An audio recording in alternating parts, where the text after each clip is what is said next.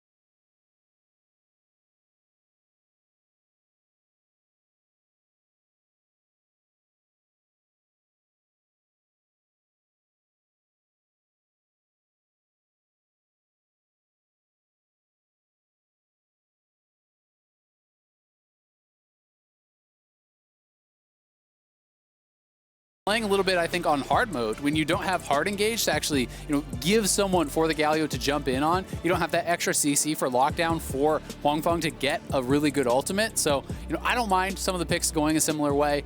They may already be changing it up, moving towards that Zoe. If you don't want to go towards hard engage, this makes a lot more sense. So they're kind of taking the other side of it now. They're the ones grabbing the Jhin as well as the Zoe, pairing it alongside the Graves. So snatching some of those picks away from JDG that they used so effectively last game. Right. We're still seeing 5 champions that were picked in game number 1, but 2 of those now switching sides with Yagao and Loken's picks from the previous match going over to Suning. Now, how is JDG going to adapt to this? All right, they're saying, fine. You want to trade? We're going to trade. But you had the right champion. You just sucked at it. Let me show you. Let me teach you the ways. This is how you play Galio. Well, they'll have a Renekton that's going to be jumping into the back line. We saw what Zoom was able to do in multiple team fights in the previous game, where he dashes and slashes into the back lines and just creates all this pressure. So having a Galio that can jump in on top of you can seriously create some threat with that, but Renekton is still not a primary engage mechanism. His slice has a very limited range, often needs him to have something else to dash through first so he gets the dice on top of it. We'll see how both teams complement themselves in the second half of the draft. Both teams still needing some primary engage here. You would hope. They, of course, do have Lilia and Zoe on either side, so either side can go fishing for a Trouble Bubble or a Swirl Seed, but I would prefer more of a trigger pull than that. And I mean, the thing is, you can also use the Renekton kind of for flanks and then ult off of that. Either way, this is already better setup. Even the Lilia with a Q flash in the backline, as we saw Kanavi pulling off in some of those big fights at the end of the game, that being followed up by a Galio ultimate landing on top of you.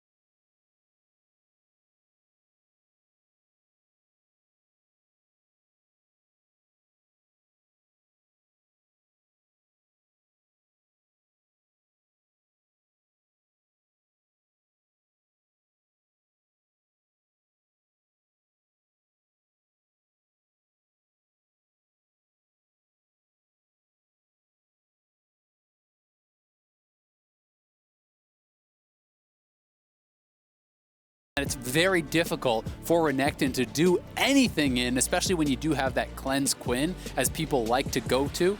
So that could be an option if they want to go for a kind of more risky style counter pick. The Gangplank did work well, though. We have to remember, Bin was getting trashed in the early game by Zoom. He was down 40 CS at one point fairly early on. He did have a very strong game from then on, but the early laning phase was definitely not in his favor. And we saw that somewhat pouring over into the jungle, where the lanes for Suning were on the back foot. They were getting pushed in. And as a result, it was Kanavi who was actually getting a lot more farm. He was also very far ahead of SOFM. So now that some of these roles have been reversed, that we have the Leona, we have the Jhin, we have the Zoe over on the Suning side, perhaps SOFM can get a bit more of an edge in that jungle. If he can have that Galio locked down under his turret by Angel, he can maybe get priority to move around, try to take away some of these camps from Kanavi, or at the very least protect his own camps and keep it closer to parity, because that was really a big part of the early stage for JDG in game number 1. That's one of the things that I really wanted to look at too, is just how far behind that Graves fell. When Lilia was level 8, Graves was still level 6 and had to take 2 camps to be able to catch up. It felt like Lilia was always playing on the Graves side of the map, and SOFM's just like, well, I don't even own my own jungle, how can I go take his? And it felt suffocating. Everybody that's ever played jungle has been in a game like that before, where it just feels like the enemy has 2 halves of the map and you just get to sit there and hope that there's something when you walk up to one of your camps and farm. Not quite that bad, of course, but still a game where it felt like he was never in the driver's seat.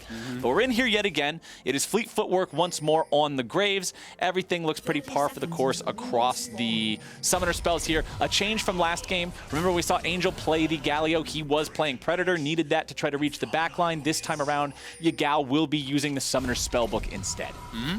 And you can actually note that Loken, I believe, is starting Boots 4-pot. So this is something he did last game as well. We may see a flash forced out here if he can land the seat. Oh, that sidestep! That was so good, man! It broke his ankles! Juke him!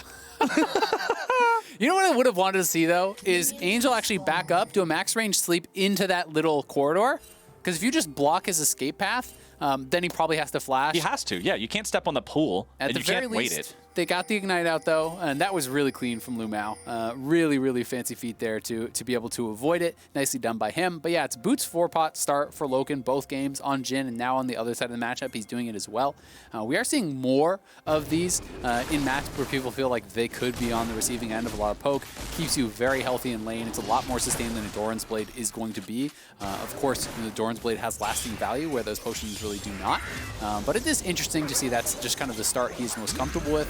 I'd also say we didn't get to talk about the support set, but support set was actually, for me, that along with the mid lane set was 7-2 in group stage. You know, this was a really, really successful pick. Had incredibly high impact, and Lumao is one of the greatest support sets at this tournament. So I'm excited to see how he can perform if he can make those plays come teamfight time.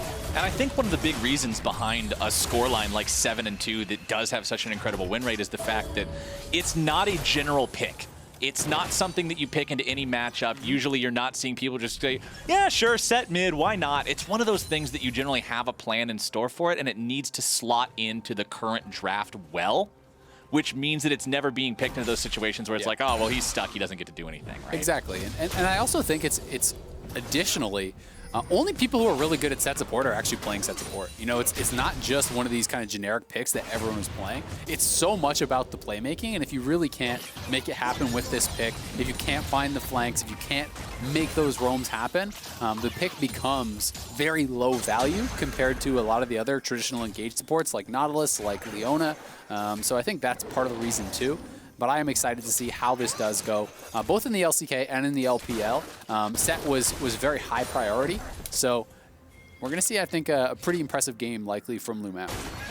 SOFM clearing through the jungle with a slight camp lead over Kanavi, but they're both arriving towards the bottom side, and Kanavi is here much more quickly. Flash away from Huanfeng, keeping himself safe from the engage of Lumao, but that's Flash on a champion that has no inbuilt mobility. so they could return here soon.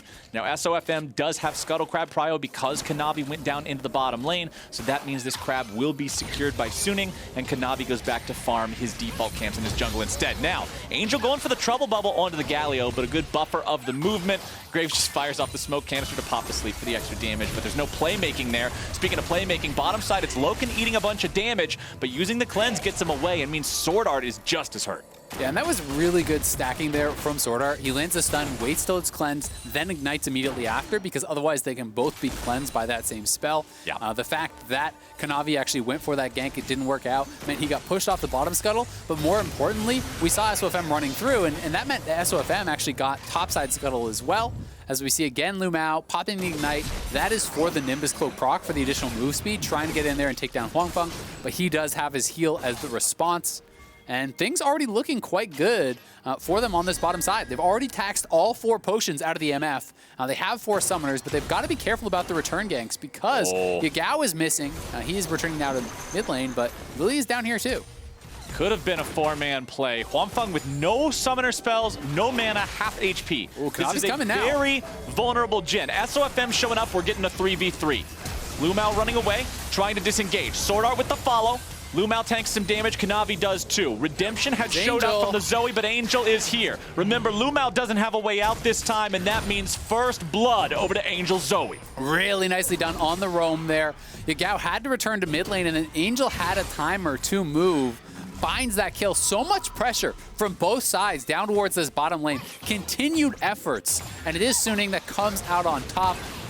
This was a pretty dicey back and forth fight here, as both sides, we're low on health, we're out of resources, so that first kill can be very critical in a game like this. It's a game of chicken, is what it is. Both sides are just driving straight at each other, 80 miles per hour. Who's going to swerve first? No cowards here. No, absolutely not. Somebody eventually just gets run off the road. And Huangfeng on the Jhin, looking vulnerable for so long, it ends up just baiting in the rest of the team to show up, and Lumao pays the price. Top side, you can see Bin once again getting jumped on by Zoom up here. That CS lead starting to build in a similar way that we saw in Game 1. Zoom seems very well versed in this matchup, knowing how to deal with the gangplank and get the edge in these trades. Ninja Tabby first item means he's able to close the gap on the gangplank, negate some of that advantage the champion would have by just staying back and spamming Qs. So I expect Zoom to pretty much play this like we saw previously. And Graves is a jungler, right? So if you can go tabbies against GP Graves, you're feeling really good. Oh, yeah. But they actually spotted them on this invade, and they're looking for a collapse. Everyone is here. Oh, but Zoom has joined the fight, and Angel could still be in some dire straits. He tries to get away. He uses the flash. Angel is disengaged for now, but Bin's coming around from the top side. Lumao is also here. Gangplank ulti summoned up. Zoom walking away.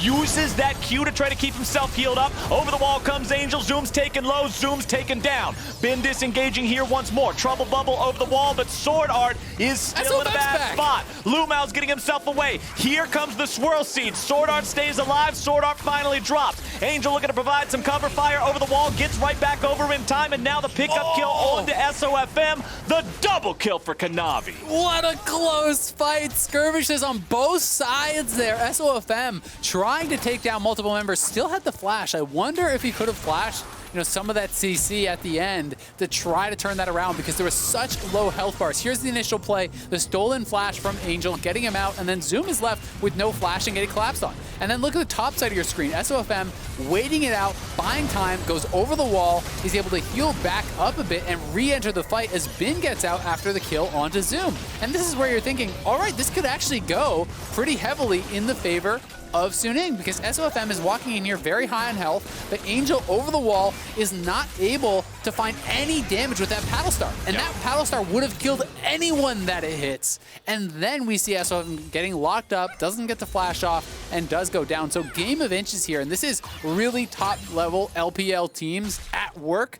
This is the kind of stuff that you'll see them go for, because they have supreme confidence in their ability to outplay, in their ability to take these fights that look so dicey and execute on them. And with teams like JDG and Top especially, you know, they go for these plays and you're like, that's a 50-50. And then they win it 10 games in a row and you're like, you're just that good. Okay. That's a 50-50, but it's a trick coin. Every single time it comes up heads. And it's, man, I just love watching this kind of aggressive gameplay. Like playing around a 50-50, playing around a 51-49. It makes League of Legends just the most exciting that it can be. And it's cool because it's like, you think it's 50-50, but it's not because they're just that good, right? Like, they are seeing it differently. They are believing in their ability to execute, and Bin now locked down. Oh, Bin, you got to get out of there, man, but I don't think it's happening. He buys as much time as he can, but they make sure they put the kill onto Zoom, giving Renekton as much of an edge in the matchup as they can. And meanwhile, JDG has once again secured a Rift Herald. They are 3 for 3 of those in this series. No Bard here. Coming into this series,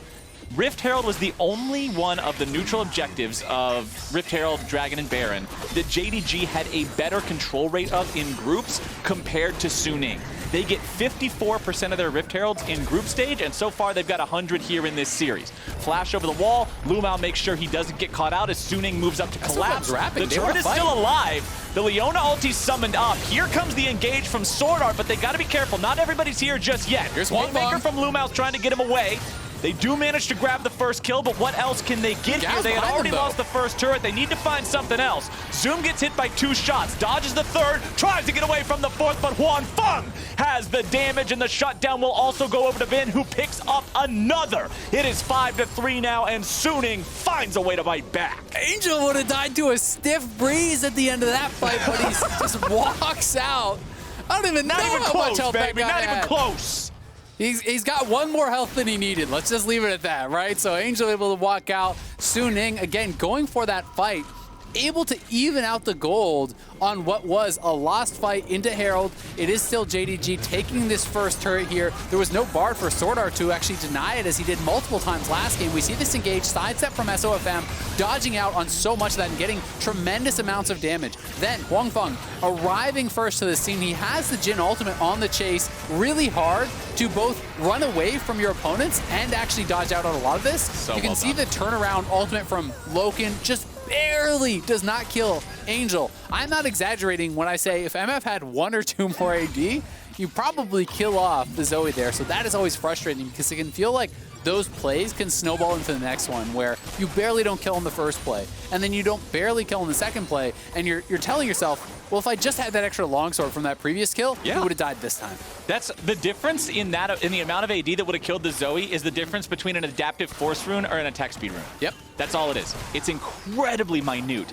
As the first Drake of the game, going to be taken here likely by Suning 11 minutes in. That is a slow first Drake. Last time around it was about 9 or 10, so even later here in game number 2, Suning Gaming and JDG dead even in gold 11 minutes into this one. Bin's Gangplank, after that counterattack they mounted in the top side, does have his Trinity Force completed, which will help him a lot in dealing with this Renekton. However, that turret was the first one to go. The Rift Herald usage, much better for JDG when Bard's not on the enemy team. So Bin's got to be careful with how and where he's farming. Exactly, he really does, but Angel in trouble here. Oh boy. Stasis tries to keep him alive long enough, flashing away. Now they can bite back a little bit here, but Zoom shows up. He's in there, and Bin has to walk away, so each side has enough guys nearby to scare the other away, and nobody's dead. Yep, flash for flash. They do get that stopwatch off Angel, so that's pretty big as far as playmaking in this early game. Yagao does not have to burn his. Does cost him the summoners, but nice attempt and counterpunch from those two teams. And you said it, I mean, the Bard was actually really big for Sword Art last game. He denied both the Rift Heralds. It wasn't just the first. They got nothing from it. And it was such a critical fight for Bin because Bin had actually been falling very far behind. You know, prior to that top lane play, he was down 20 CS. He had just gotten killed off. You know, they lost their tower. So he needed something like that. And he does end up getting an 11-minute Triforce because he didn't make a pit stop for anything else. So, you know, he is now at a very comfortable spot because even if you're behind, when you hit Triforce at an early time on GP, you're one-shotting the range minions with your barrels. You're starting to farm up those coins to upgrade the ultimate. And you really do get into a point where it's pretty hard hard to actually push in and punish you whatsoever. Speaking of pushing in, Lumao once again pressuring enemy territory with these wards. I love how aggressively this guy likes to ward on support, always making sure they're looking for opportunities to make plays when they've got to lead somewhere. Bot lane Prio, invade the jungle, look for a play. Now in the mid lane, they're looking for a play here. Sword Art tries to disengage. Leona is tanky, but not tanky enough to get out of the showstopper. It's Loken picking up 300. Yeah, and as soon as you see that Set is behind you like that, there's no point in even flashing as Sword Art. You're just going to get dunked right back into the team either way. So Lumao finding the angle to punish the roam there from Sword Art. Both of these supports are really the type of players to try to match the roam. You know, it's not necessarily the type of player who's going to try to zone off the AD. They're comfortable to leave Loken and Huangfeng farming 1v1 to match those roams, to look to scrap, and to constantly try to find advantages around the mid lane for their team. And that's the kind of support play that's exciting to see. That's the kind of support play that can dictate the game better. As fun as it is to sit in the brush and watch your buddy farm the minions and then give him the thumbs up emote every couple of minutes. No, it's terrible, but I'm trying to justify people who enjoy that because we're not trying to judge here. I'm just trying to pump up the Chad style of supporting where you roam around and look for some of that lockdown, look for some of those moves, and it's been really cool to see here between these two. But you can see up in the top right now as turret plates have now evaporated. 5 versus 2. Of course, a lot of that is the Rift Herald difference. As Sword Art shows up, here's some of that playmaking I'm talking about. The damage comes through, and the shots are true. Yagao is there, but it's a little bit late. He only loses half his health bar and gets out. SOFM taking the Gromp tax on his way out. Kanavi getting popped means the jungle is free picking. I just want to take a moment to appreciate how clean that play was. Sword Art flashing over the wall, hits the Zenith Blade into a stun, perfectly overlaps with the ultimate, and Huangfeng does not use his root until the ultimate is expiring, and Kanavi gets rooted immediately out of the ultimate. That was beautiful. And yes, Kanavi did not have his flash. Maybe he would have gone down either way, but that just shows the coordination, the combination coming through there from long range, having the confidence to land those skills, having the confidence that your teammate will be there to back you up. And that was really, really clean to punish Kanavi. And is this not exemplary of what you mentioned in game number 1 as your problem with that draft from Suning? How you wanted to see better engage and more playmaking. You're not going to get the same level of chain CC and burst ability from Bard. Sword Art on the Leona has the ability to make so many plays here. As now, Suning has decided to contest the Rift Herald. They don't want to give away this second one for free. Oh, Sleepy Trouble Bubble down onto Lumao. It's SOFM taking over the Rift Herald, and now the engage is coming through, but Sword Art's in some trouble. The Haymaker finds him, and now Yagao has arrived to find the taunt onto 2 enemy players. They try to disengage it, but now they've got Huangfeng coming in from the side. A very nice bullet time at the very edge of the sleep. Angels in a bad spot, but they may just turn it around. Good golly, Miss Molly. Everybody on JDG is seeing black and white, and Suning Gaming get the 8. What a scrap! 10-man fight around the Rift Herald. You gotta love it. And Suning, as Huangfeng comes in from the side, it's the flanking Jin of all things that helped clean it up after Bin, it looked like, landed a massive amount of damage to soften up JDG, who were piling forward, thinking that they had the edge, thinking that they were going to be the ones to win around that fight. Suning looking so good in this game, up 4,000 gold, 2 dragons to 0. They are crushing game number 2. Suning Gaming striking back hard after that first game loss. And ooh, what is that, Mr. Azael? I do believe we have a second game of an Ocean Soul, which just makes it that much more fun because you know these teams are going to fight over it so Slap on some sunscreen, get the picnic, get the sunglasses, because we're going to have some team fights. Somebody forgot their pool party, Leona. Shame on you, Sword Art, for not being able to see in the future, but you know what? I think the man's been making enough plays throughout this game. We're going to forgive him. So mid lane tier 1 turret falls. Suning's going to put more money in their pockets. Let's take another look at how this top lane Rift Herald fight went. Yep, SOFM grabs that. Sword Art getting taken out immediately, and you have the flank here, multi-man taunt there from Yagao, and you're like, uh-oh, Suning, you are doomed. Yep. But Huangfeng on the side here, and then look at the damage coming across that barrel from Bin. So much. Right as he's entering the Drowsy and gonna get slept, that lit them up. And then SOFM was over on the side. He's able to go over the wall, rejoin the fight. Huangfeng is on the side flanking on this Jhin. And yes, it looks pretty silly until you see that barrel land. And then all of a sudden the Renekton has like one hit, right? And you can clean that fight up. And that is a really gutsy move from him to position himself like that. And it works out brilliantly. Dive maybe onto Zoom up here. They get the Dominus out of Renekton, so no reason to continue trying to dive right now. It'll just make things look a little bit sloppy. Yeah. But in that last team fight, just one more thing about it, as might not even have time to do one more thing about it. But yeah, the bullet time onto Angel doesn't manage to wake you up from the sleep, so he was doing so much with it, but again, just not enough. coming in, we're As the scrapping TP flowers. shows up, it's not done. Sleepy Trouble Bubble immediately down onto Yagao's Galio. He goes into stasis, trying to buy himself some time. A beautiful interrupt. Meanwhile, back up in the top lane, it's a double kill for Loken. 2 for 1 overall, but the fights were both lopsided with expected outcomes in either one. Lumao now running away, Swirl Seed covering his retreat. Angel is still here. Sleepy Trouble Bubble will not find Zoom. 19 kills, 18 minutes. I love it's PLPL a beautiful so thing much. here. This is the kind of League of Legends that Worlds is all about, man. I love this League of Legends. Huangfeng on the top lane. The final tier 1 turret will fall. That's 3 turrets now for Suning. Yeah, they get it in the end. You know, it started out as just a little bit of initial pressure, trying to attack some resources from Zoom, but, you know, he hit Graves with the hard counter of standing behind something, so Graves could no longer hit him when he went behind the tower.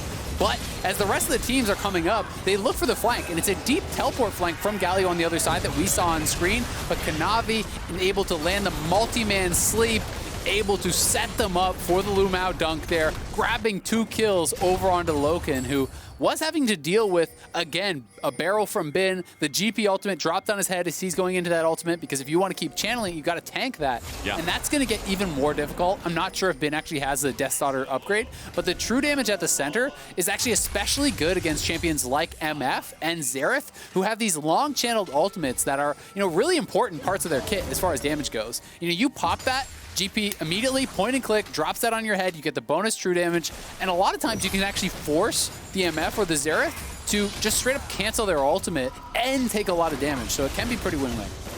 Now, this is still a 5,000 gold game for Suning, despite the fact that JDG won that last fight in terms of number of champions traded.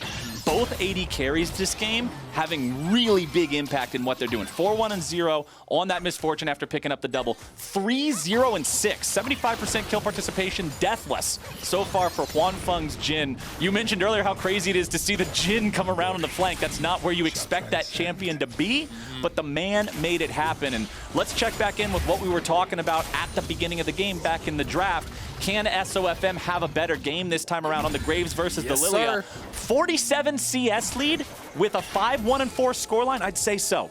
Yeah, I'd say so. He's looking really good, and he has the Zeal, probably going to pick up a PD for himself, a little bit of a defensive option. Ruby Crystal could be towards a late Black Cleaver, you know, to help set up for that. And they find Zoom up on this top side, does have Flash, so we'll have to use it.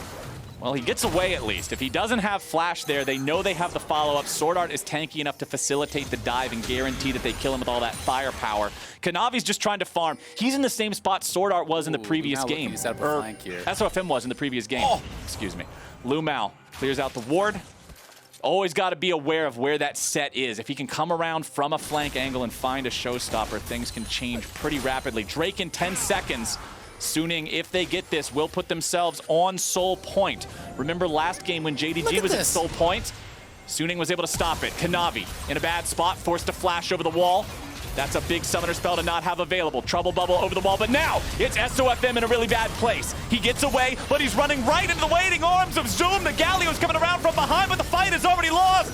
JDG, they tried to play offensively, but they split their forces, and Can they chase for a penta here? Everybody dig an extra grave, put a 4th one in the dirt.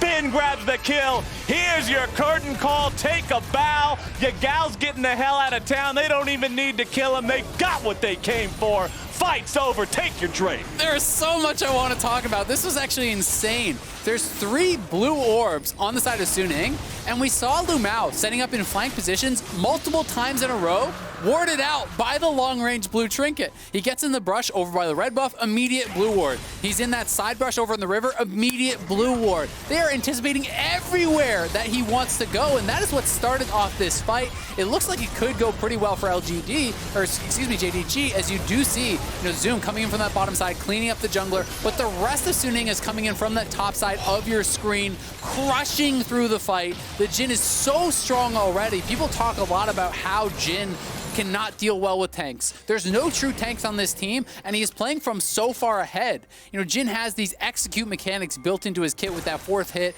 being able to use the ultimate that does more damage on low health targets as well, and he is snowballed so far ahead now, already on that big ticket 3 items at 23 minutes. He can do really an incredible amount of damage. Like, if you get 1 4th shot plus a Q on someone like Kanavi, like, they just have to leave the fight now, right? It's actually insane how much you do on squishy targets at this point in the game. And look at Suning's jungler and support duo. Flexing those muscles in the enemy jungle, laying down that control ward line, cutting off the map yet again. Loken is in a bad spot. Gets tagged by the slow. Collateral damage doesn't find the kill, but the barrel does. Ben is there for the follow-up. They find the damage they need. Hwanfeng goes godlike. Where's Kanavi at? It's going to be a whole lot of fun here, my friends. Bambi's out of the picture once more. Yagao is here, but 1 versus 3 is not where Galio needs to find himself. Justice Punch away, keeps alive yet again.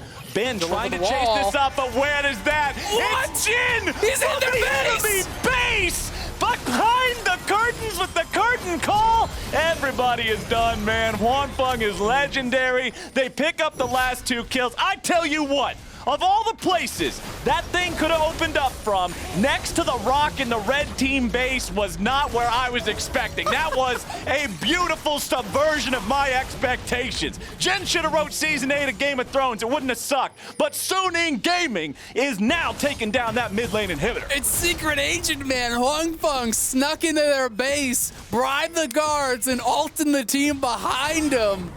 I have never in my life seen a flanking Jhin ult with towers still up in the base from inside the enemy's base. That was incredible. They are just chasing him down, and it's just not fair. 1 or 2 hits from the Jhin is killing off everybody. And look at this man. He's just sneaking right past the minions and finds the angle. Everyone else is dead, so it actually makes perfect sense. There's no one there to punish him inside the base. How do you escape from this? You are now surrounded on all sides. You can't run from anywhere. This is the most big brain Jhin ultimate I've ever seen. Hwanfeng, you beautiful man, you. Hwanfeng is putting on a show with Jhin. This is literally the role player Jhin game. This is Jhin. Yeah, this is the role player Jhin game where you set up the most theatrical like, possible performance beautiful. to show off what you can do. Incredible stuff from Suning this time around. 10,000 gold lead. More than that, actually, if we want to be really, really specific about it. But we don't need to be, because the lead can simply just be described as catastrophic from JDG's point of view. This team is running out of options. They are running out of plays. They are running out of hope, because Suning Gaming controls the entirety of Summoner's Rift. I mean, it's got to be some sort of a miracle flank. Find these backliners and kill them off, because if you do not, they are definitely going to make no mistake about killing you. Yagao Justice punches away. It doesn't get the flank here is Zoom and Kanavi. But now around the side, Kanavi goes for the swirl seed, but it does not find Hwanfeng. JDG's in a spot where they might be able to make some sort of a move. They're going after the Jhin. They're looking to make them plays, but Ben is able to get Hwanfeng out of there, and now Hwanfeng is still alive. Escaping the haymaker. The man's making some plays. He goes legendary as they look to end the game here. Yagao will try to hobble out. He's done it in the past couple of fights, but it won't do anything anymore. Kanavi's the last one to go. 5 dead for nothing. Just walk through the enemy base. Take whatever you please. Suning Gaming, we've got ourselves a series as they take down JDG and secure the win in